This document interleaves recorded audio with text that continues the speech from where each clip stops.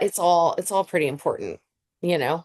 Yeah, you're like, I didn't put anything in there by mistake. It's all I mean, it's all pretty connected, I would yeah. say. I think just remember what happened the first two seasons and you'll be fine. Just remember everything, you'll be set. Remember. Congrats on another insane season. I know the fans have been eagerly awaiting, hopefully, answers, but I feel like we never actually get the answers we're expecting, which keeps it exciting. So I can't wait for everyone to see it. I just wanted to talk a little bit about going into season three. Every season, everyone's saying, it's so toxic, but it's also my favorite. How far will this season go? Do you have a concept on like where everything is going always, or is it just kind of each time we're figuring it out?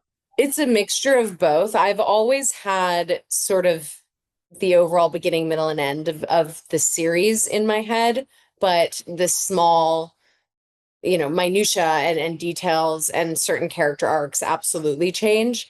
Um, but in terms of when I go into a season, I always do about, 6 weeks of prep before I start the writer's room to figure out what the season is in the, broad scheme of things. Just so that I never want to go into it. My worst nightmare is going into a writer's room and being like, so what's happening this season? That's gives me so much anxiety. So yeah. Has anything that people have picked up on surprised you? Like you didn't think it would have the impact that it did? That they picked, I mean, I was surprised that a lot of people predicted Diana's storyline last year. They saw that reveal and that bummed me out. I'm not gonna lie. I was sad that our audience is so smart, but that's okay. Um, I've been mostly surprised at how hard the audience has been at times on some of the female characters. The way that they've, you know, reacted to Lucy being very angry at her, that has surprised me. And also the way that they have reacted to Brie last season two. A lot of people did not see her as being such a victim with the Oliver situation, which I found to be quite shocking because to me, she's clearly a victim there. But yeah, I love seeing the audiences. I mean, I love how passionately they respond. It makes me very happy. Yeah, we need to be nicer to the women. They're doing their best. They're doing their best. They're dealing with some tough circumstances. Absolutely. Yeah. And just speaking of our women, I have to say everyone loves Pippa and Diana. And I do too. I was not expecting it. And I loved that whole storyline coming to be. So can you kind of talk about the inspiration for that relationship? Yeah, I mean, I think it just made a lot of sense knowing where Pippa's storyline was going to go and what Diana had been through, that these two people would find each other at a time of sort of rock bottom.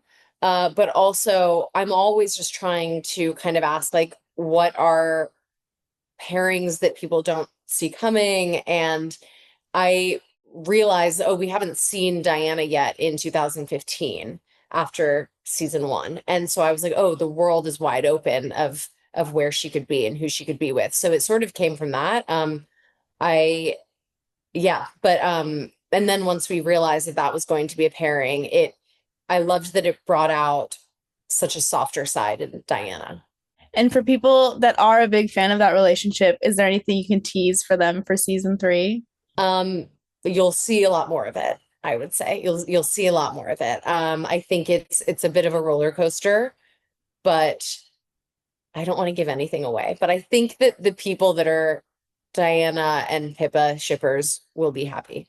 That's what we love to see. Because I mean, amidst all of the chaos, there are these loving relationships. And so also the fact that we're bringing an LGBTQ couple to the forefront is a big move. So was that something that you intentionally brought into the show, that representation, or did you just want to kind of highlight that relationship?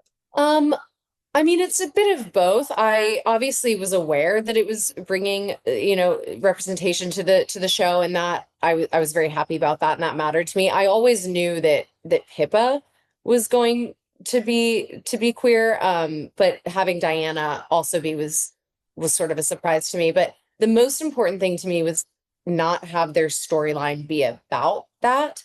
I wanted to make sure that it was just a three-dimensional storyline that had as much depth as any other relationship, because I think a lot of times, a lot of my queer friends have complained about on TV, a lot of those relationships, that's the biggest problem, that it's someone wanting to hide their sexuality. That's and it's always about that, and when in real life those relationships are so much more complicated than that, and just as full dimensional as any other relationship. So it was important to me to make sure that their issues and their struggles were not solely because of that, if that makes sense. You know what I mean?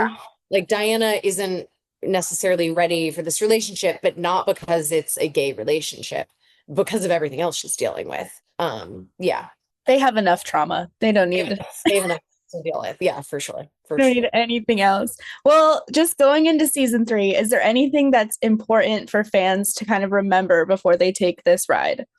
I mean, I would definitely say to, like, if you can do a rewatch, do a rewatch, or if you can just watch like some of the, I'm sure there are recap videos online, just to remember everything that happens. I think specifically the storylines to probably pay the most attention to, just as a recap thing, is, well, it's all important. I don't know. I was gonna say the Lucy, Stephen, Bree, Evan issues, but it's all pretty important, you know.